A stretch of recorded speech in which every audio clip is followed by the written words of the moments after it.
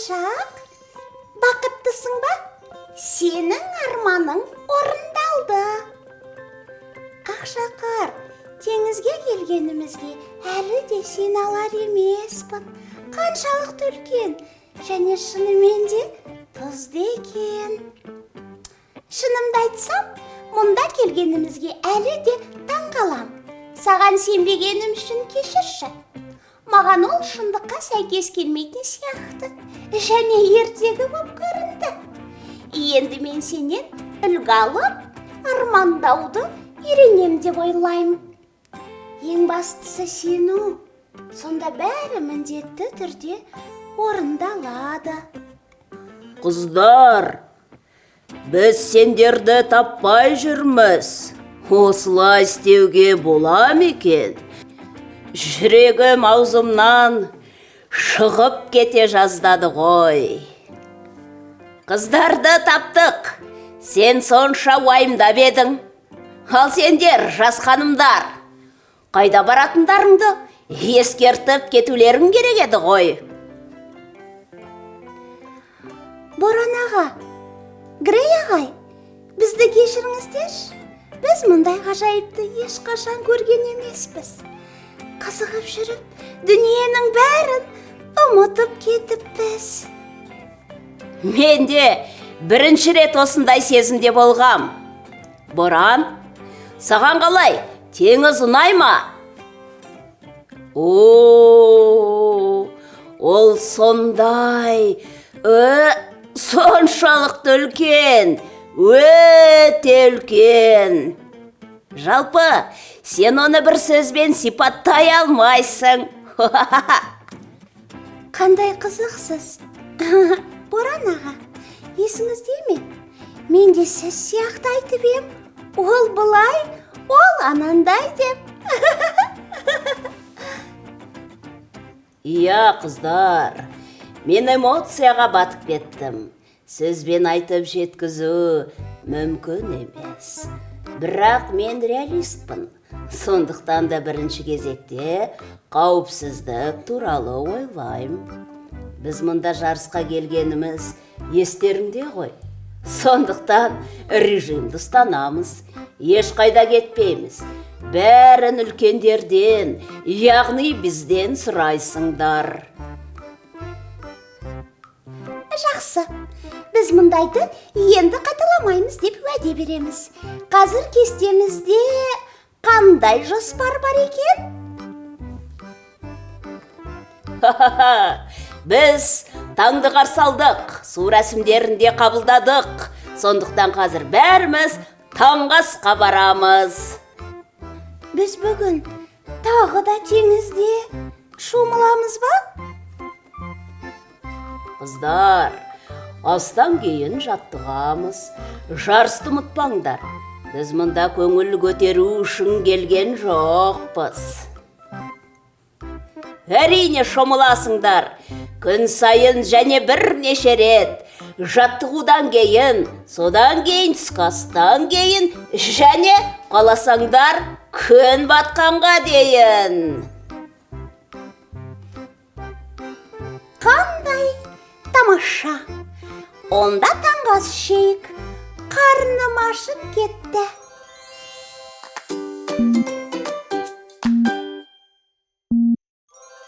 Балалар, сендер боулинг дейтін ойынды білесіңдер ме? Боулинг ойынында кегілдерді құлату керек. Қанша кегіл құлатсақ, сонша ұпай болады екен. Осы ойынды Алмас, Шолпан, Серік үшеуі ойнады. Енді біз олардың қайсысы көп ұпай жинады? Соны анықтауымыз керек екен. Ал бірінші Алмастан бастайық. Алмастың неше кегілі құлады қараңдаршы? 1, 2. Ал ол қанша ұпай екен? Кәне құлаған кегілдердің ұпайын санайық. 10 және 30. 10 және 30-дың қосындысы нешеге тең балалар? Дұрыс айтасыңдар, 40-қа. Сонда Алмас неше ұпай жинады? 40 ұпай. Алмастың қасына 40 ұпай жинағанын жазып қояйық. Ал неше ұпай жинамады? Неше кегілі құламады? Қарайықшы. 20 ұпай жазылған кегілі құламады. 10 ұпайы, тағы да 20, және де 10. Енді осы ұпайларды қосайық. 20-ға 10-ды қоссақ 30, 30-ға 20-ны қосамыз.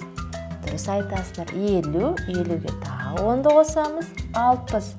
Яғни ол 60 ұпайға жеңіліп қалыпты. Жақсы, келесі шолпанға қараймыз. Шолпанда және құлаған кегілдердің ұпайын жазайық. 10, келесі тағы да 10 ұпайлық кегіл құлатыпты. Және де 30. Жазамыз. 10-ға 10-ды қоссақ неше болады? Дұрыс айтасыздар. 20, 20-ға 30-ды қосамыз. 50. Бұл шолпанның жинаған ұпайы. Ол 50 ұпай жинады. Енді ол құлатпаған кегілдердің және ұпайын санайық. 20 қосамыз, тағы 20 қосамыз 10. Енді қарайық. 20-ға 20-ны қоссақ неше болады? Бұл жерде 40, 40-қа тағы 10-ды қосамыз. 50. Ол 50 ұпай жинады және 50 ұпайға жеңілді. 50 ұпайы жетпей қалыпты. Жақсы, келесі серік. Ал серікте құлаған кегілдер саны көп сияқты. Ал енді санайық. 10 ұпайлық бір кегілді жазамыз. Қосамыз 20. Қосамыз тағы 20. Келесі 30. Ол неше кегіл құлатыпты балалар? 4. Ал санаймыз. 10-ға 20-ны қоссақ 30, 30-ға 20-ны қосамыз. 50, 50-ге тағы 30-ды қосамыз. Дұрыс таптыңдар. 80. Сонда серікте неше ұпай бар екен? 80 ұпай бар екен. Ал енді құлатпаған санын жазайық. 10 ұпай және тағы да бір 10 ұпай тұр. 10-ға 10-ды қоссақ неше? 20. Яғни толық ұпай санын жинау үшін оған 20 ұпай жетпей қалыпты. Ал енді қараймыз. Алмас 40 ұпай, шолпан 50 ұпай, серік 80 ұпай. Кімде ұпай саны көп екен? Дұрыс айтасыңдар, серікте ода 80 ұпай, ол жеңді. Ал ең аз ұпай кімде? Алмаста, ода бар жоқ 40 ұпай екен. Шолпан екінші орын алыпты, ол 50 ұпай жинады. Жақсы балалар, біз әрқайсының орнын анықтап бердік. Енді балалар, сендер де бұл ойынды ойнап көріңдер, жақсы ма? Енді балалар, біз қанша ұпайға көп екенін анықтап салыстырып көрейікші. Сонда сендер өздерің ойнағанда да жеңімпазды анықтай аласыңдар. Мысалы, серіктің 80 ұпайы мен шолпанның 50 ұпайын салыстырайық. Кәне, қайсы көп, қайсы аз? Дұрыс айтасыр, 80 көп. Неше ұпайға көп? 30 ұпайға көп. Ал 40 алмастың және 50 шолпанның ұпайын салыстырайық. Дұрыс айтасыздар, шолпанның 50 ұпайы көп. Неше ұпайға көп? Кәне, дұрыс айтасыз, 10 ұпайға артық екен. Енді серік пен алмастың ұпайын салыстырайық. Дұрыс айтасыздар, 80 көп, 40 аз. Неше санға аз? Неше санға көп кәне? Дұрыс айтасыздар, 40 ұпайға көп. Егер біз 40-қа тағы 40-ты қоссақ, екеуі тең болар еді. Жақсы ма? Жарайды балалар, сендер өте жақсы тапсырмалардың бәрін орындадыңдар. Сондықтан енді сендерге тағы бір қысқа ғана оңай тапсырма бергім келіп тұр. Сендер 10-нан 20-ға және 20-дан 30-дан әрі қарай 100-ге дейін сандарды, ондықтарды салыстырып көріңдер. Ең көп ондық пен ең аз ондықты солай бір анықтап көріңдерші.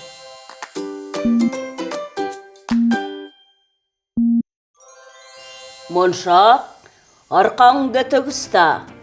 Ақшақар, артта қалма. Боран, мүмкін қыздарға үзіліс берерміз. Өздері шаршаған сияқты. Аз қалды. Белгіге жетсін, сосын үзіліс жасаймыз. Ақшақар, өзіңді тарт. Қыздар, белгіге жетейік. Ой, не деген ыстық. Мен жеттім. Ой, үзеңгі мен дулғамды шешсем бола ма? Өте ыстық.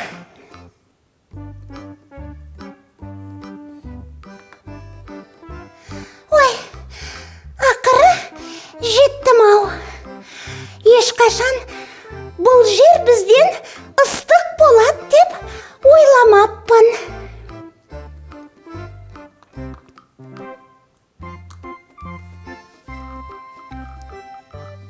Жарайсыңдар, қыздар. Жақсы орындадыңдар. Қане, сусындарды алыңдар.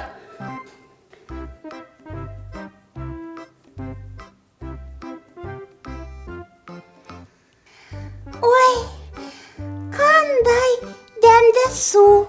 Бірден өзімді жақсы сезіндім ғой. Ой, тағы да алсам бола ма?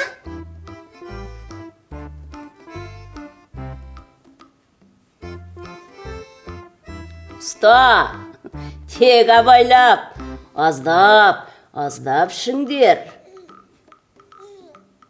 Қалай, қыздар, сендерге жүк көтеріп, құмда жүгірген ұнадым өзі? Енді әдеттен тыс, әрине. Өте ыстық. Біздің шалғындармен жүгіру тіпті жүкпен де әлде қайда жағымды. Иә, қыздар, бұл жердің климаты ерекше, жарыстың көркі алуан түрлілігінде. Спортшы кейде әдеттен тыс жағдайларда сынақтардан өтеді. Ал енді демалып отырып, қымбаттыларым, ақыл-ой қабілеттеріңді сынап көрейік. Мұндағы жағдай миларыңа қандай әсер бергенін көрейік. Ендеше, қыздар, алдымен 10 метр жүріп, содан кейін 40 метр жүгіріп, одан 50 метр тағы жүгіру керек. Сендердің ара қашықтықтарың неше метр болады? 10-ға 40 қосылады, және тағы да 50. Сонда әрине 100 метр болады.